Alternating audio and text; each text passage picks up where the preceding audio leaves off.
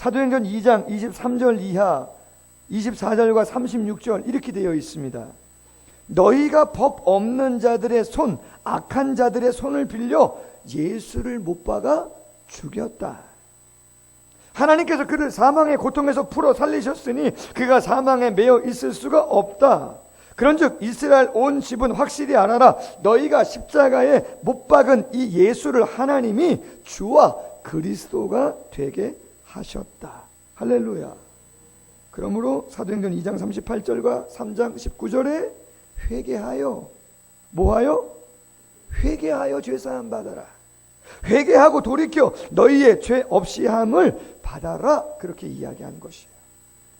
여러분, 이게 뭐 그렇게 크게 잘못된 이야기입니까? 뭐 그렇게 심기가 불편하게 했다고 위협하고 경고하고 옥에 가두고 심지어는 채찍질하는 그러한 일이 되느냐 이것이죠. 그러나 우리는 너무나 착하시니까, 성도님들은 다 말씀을 알고 계시니까, 하나님의 은혜와 긍휼과 감동을 받으신 분들이니까 그렇지만 종교 지도자들은 그렇지 않아요. 베드로와 요한이 말하고 있는 거예요. 당신들이 죄 없는 예수님을 악한 자들을 꼬집겨 가지고 십자가에 죽게 만든 장본인들입니다. 당신들 못된 사람들입니다. 당신들 회개해야 되는 사람들입니다. 죄를 지었습니다. 죄사함 받아야 됩니다. 그분이 누군지 아십니까? 만왕의 왕이시고 구원자이신 예수님입니다. 하나님이십니다.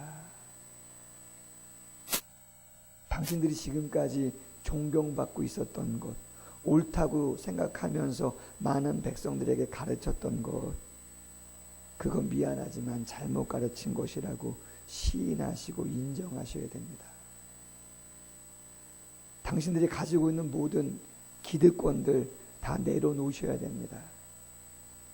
지금까지 살아왔던 삶의 패턴들, 우선순위들 다시 한번 다 점검하셔야 됩니다.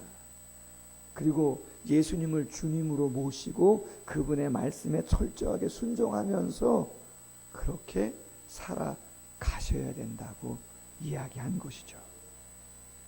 여러분, 죄송하지만 이 이야기가 종교 지도자들의 입장에서 받아들이기가 그렇게 쉽겠습니까? 쉽지 않죠. 쉽지 않아요. 저는 오늘 말씀을 묵상하면서 이러한 말씀 나눠보고 싶습니다. 정말 이 시대가 무엇을 싫어하는가? 이 시대의 많은 사람들이 과연 무엇을 싫어하는가? 저는 오늘 말씀을 묵상하면서 이런 생각을 했어요.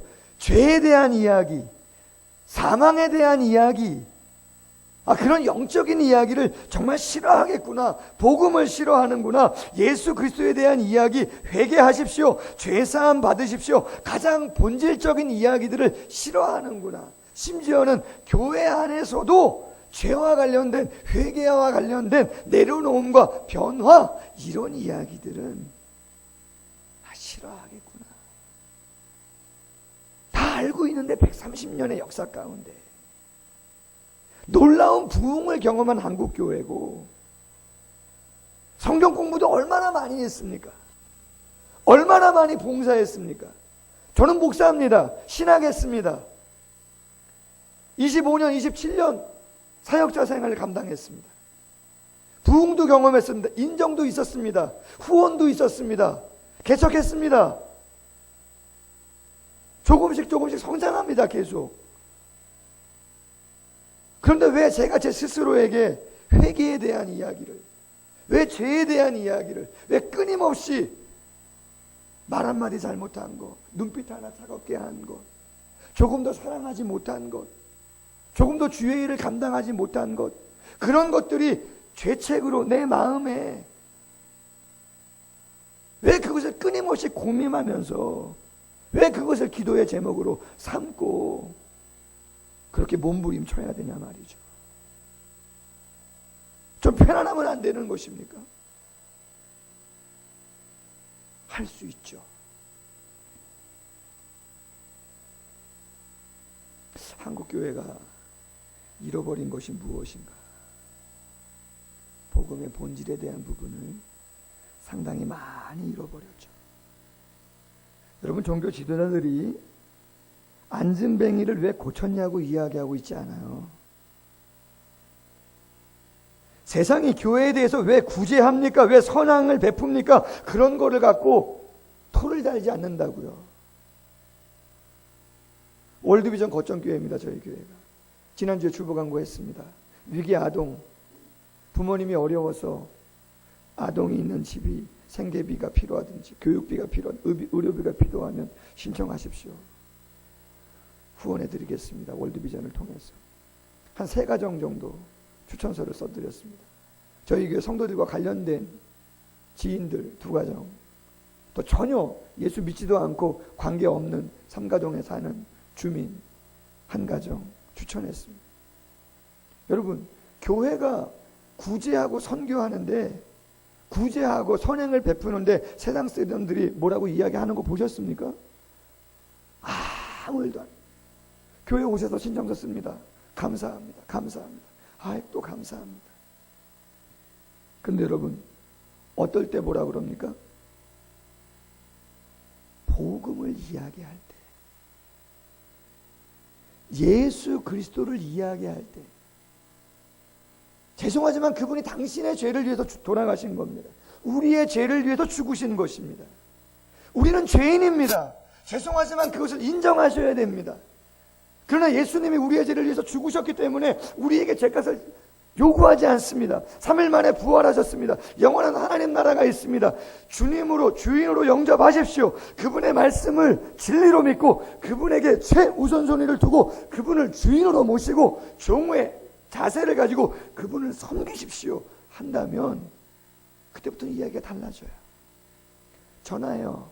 학교에서 추천하고 구청에서 추천하고, 저희 교회가 월드비전 거점교회인데 이러이러한 추천을 받았습니다. 좀 돕고 싶습니다. 다 그런 건 아니지만 뭐라고 말씀하시면 이렇게 얘기해요. 혹시 그거 구제 받았다고 해서 그 교회 출석해야 되냐고 물어봐요.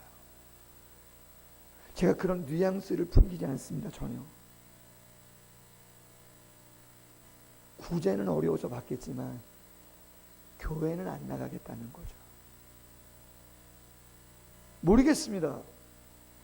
교회에 대한 이미지가 안 좋아서 많은 부분들이 곡해되어 있는 부분들이 많으니까 하나님의 사랑의 은혜와 궁율에 오기까지 너무나 겹겹이 문턱이 많은 것들로 왜곡되어 있는 부분들이 많다 보니까 교회에 대해서 부담감을 가져서 그럴 수도 있겠지만 어떤 분들은 교회의 복음이 무엇인지 알 수도 있죠. 여러분들은 모르세요? 그러나 우리 마음속에 죄에 대한, 회개에 대한, 주님을 주인으로 섬겨야 되는 그러한 메시지가 있다면 쉽지 않죠. 그런데 여러분, 놀라운 사실이 있어요. 싫어하는 사람들이 있는 반면 오늘 4장 4절은 이렇게 기록합니다. 말씀을 듣는 사람 중에 믿는 자가 많으니 남자의 수가 약 5천이나 되었더라. 아멘. 여러분, 싫어하는 사람, 거부하는 사람, 짜증내는 사람도 있지만 어떤 사람도 있다는 거예요. 받아들이는 사람, 인정하는 사람, 마음에 찔려서 내가 그럼 어떻게 했으면 좋겠습니까? 내가 죄인입니다. 맞습니다. 내가 죄인입니다. 내가 부족한 게 있습니다. 내 마음 안에 미움도 있고 시기도 있고 교만도 있고 어쩔 수 없는 죄성이 있는데 어떻게 하면 좋겠습니다. 남자만 몇 명이요? 5천 명이나 되더라는 거죠. 신비한 일이죠. 여러분, 이런 일은 지금도 일어나는 줄로 믿습니다.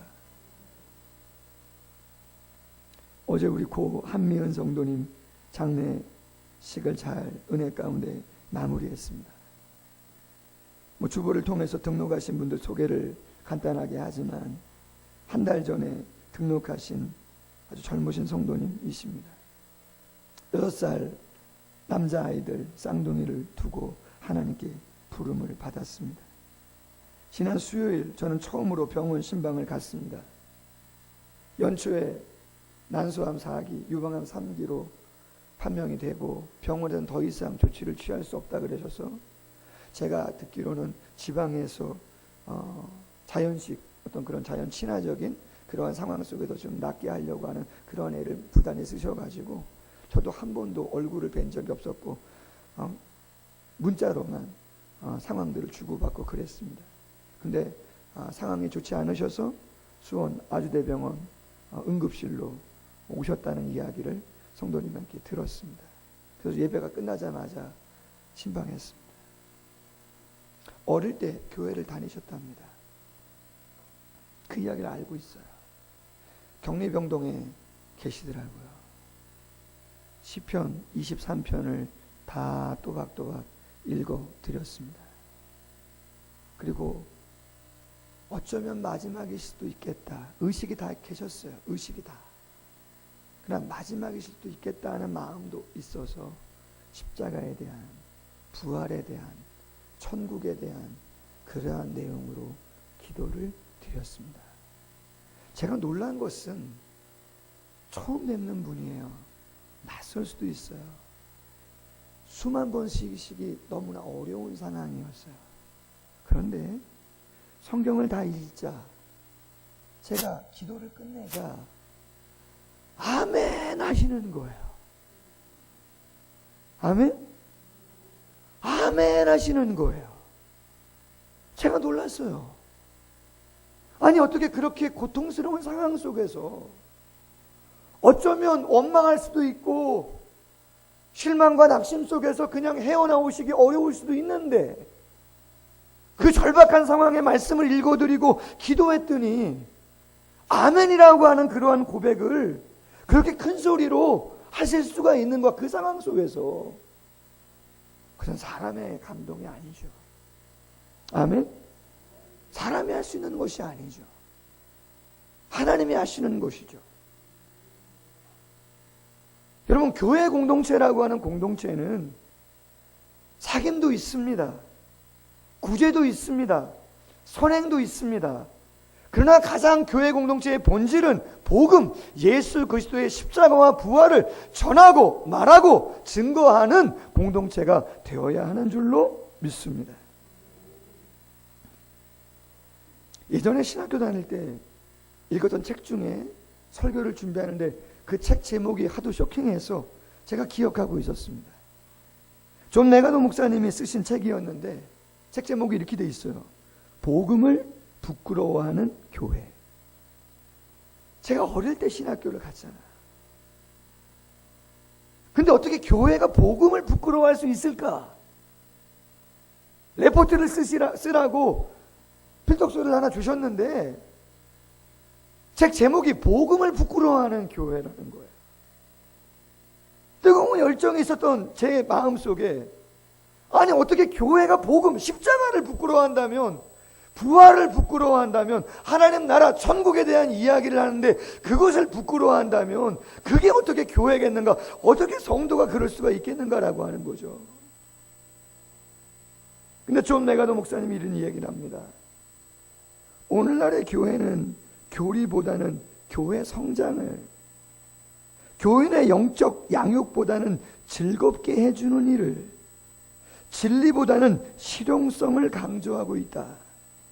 경영 이론이 교회에 도입되어서 진리를 가르칠 자질을 갖춘 목회자보다는 진리를 잘 마케팅할 수 있는 마케팅 경영자가 더 인기가 있고, 그 다음 잘 들어보세요. 교인들은 설교의 내용보다는 오로지 12시 이전에 예배를 끝내주느냐에 더 관심이 있다.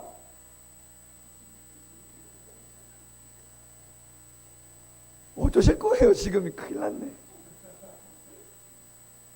일부 예배 때 5분 넘었더라고요.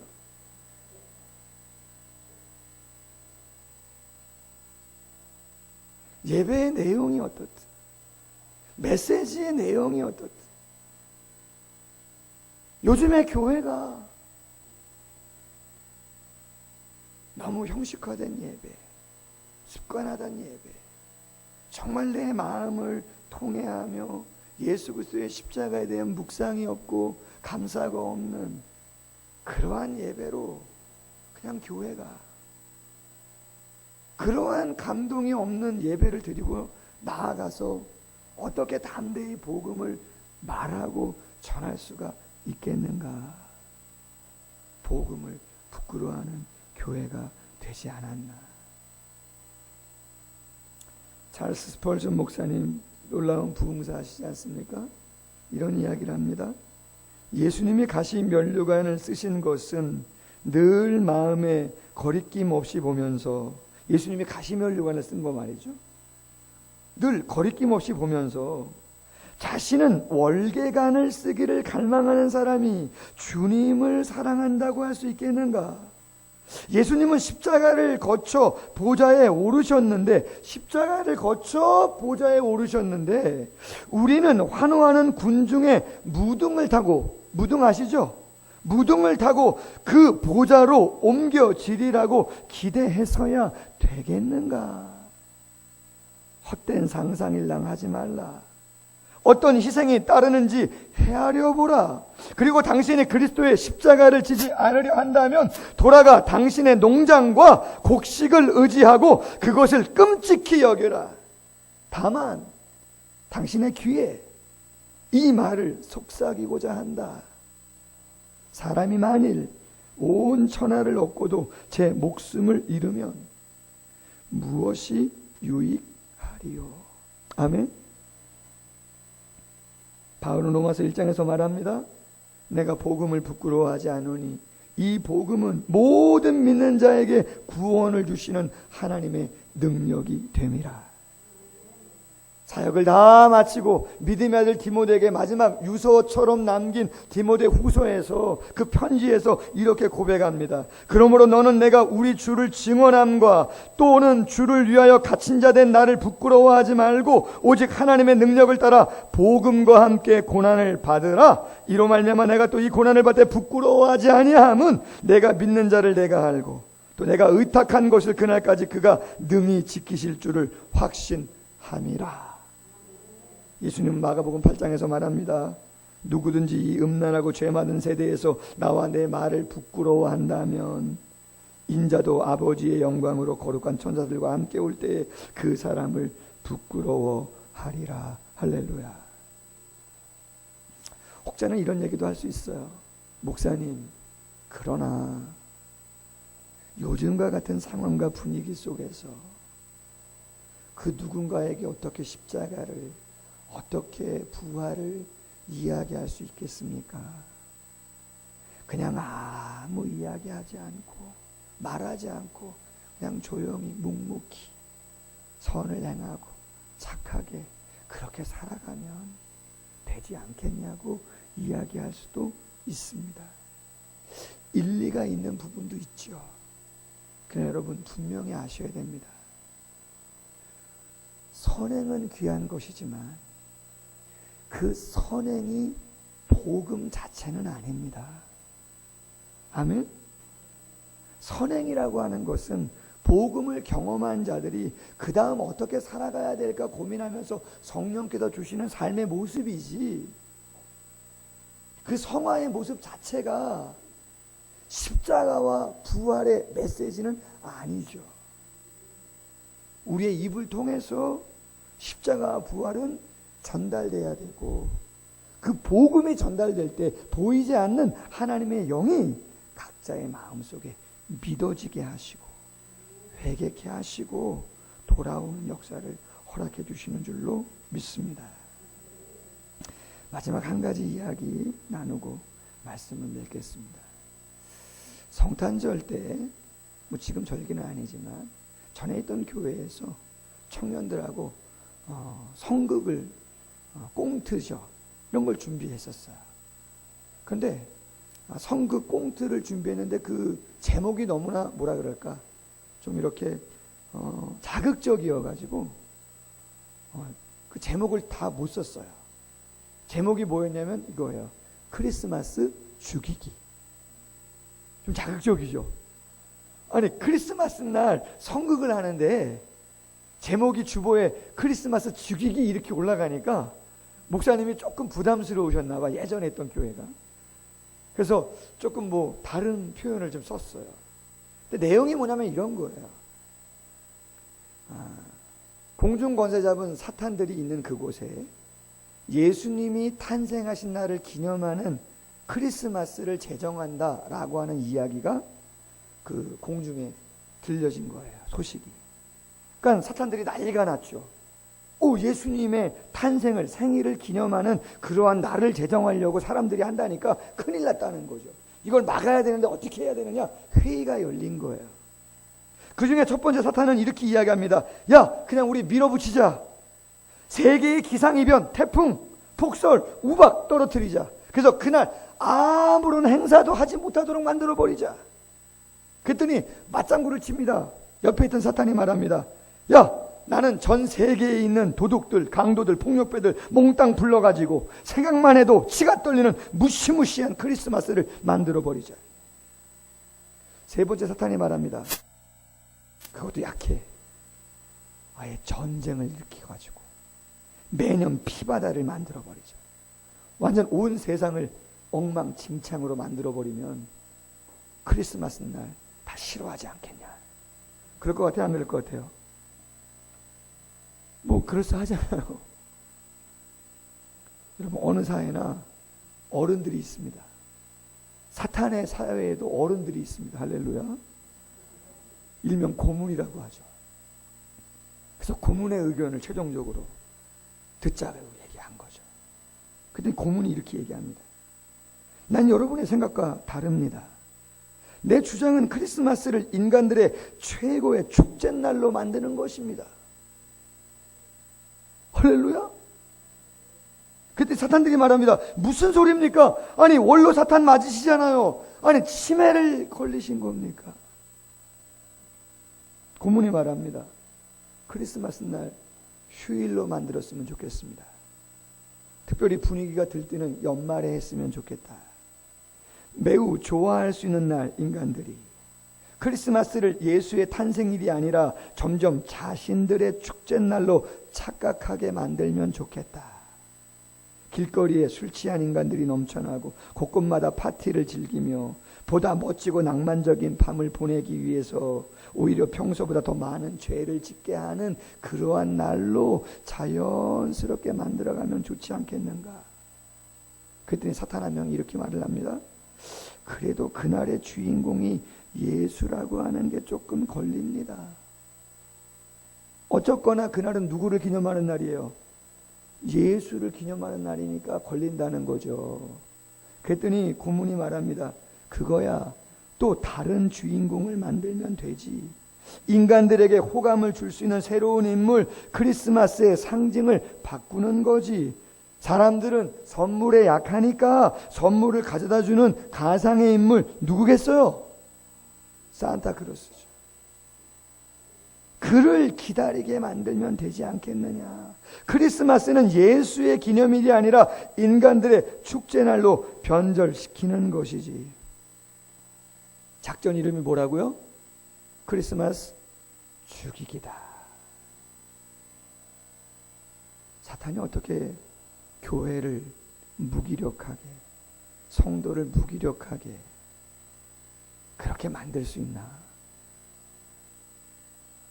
어떻게 사도행전이 그 적은 사람들로 인해서 그런 폭발적인 부흥과 성장을 그 핍박과 위협이 있음에도 불구하고 감당할 수 있었던가? 그것은 십자가와 부활, 복음, 담대하게 말하고 전했기 때문인 줄로 믿습니다. 여러분, 저도 누가 저에게 잘했다 그러면 좋아요. 애쓰신다 그러면 좋아요. 꼭 필요하다 그러면 좋아요. 목사님 말씀이 다 맞습니다 그러면 좋아요, 싫어요? 좋죠. 여러분들도 그런 거 아닙니까? 목사님 죄 있는 거 제가 알아요 그러면요 큰일 나겠죠. 그러나 예배는 그 모든 죄를 감당해 주신 예수님을 묵상하면서 진심 어린 감사와 찬양을 드리고, 그럼에도 불구하고 내 안에 앙금으로 남아있는 죄성이 있다면 그것을 아파하면서 다시 한번 성령의 능력을 힘입고 다시 한번 복음으로 무장하고 힘있게 삶을 감당해 나아가겠다고 결단하는 시간이 되어야 하는 줄로 믿습니다. 사랑을 그리는 교회 성도님들이 그러한 담대히 복음을 말하고 전할 수 있는 모두가 되기를 주님의 이름으로 소원합니다.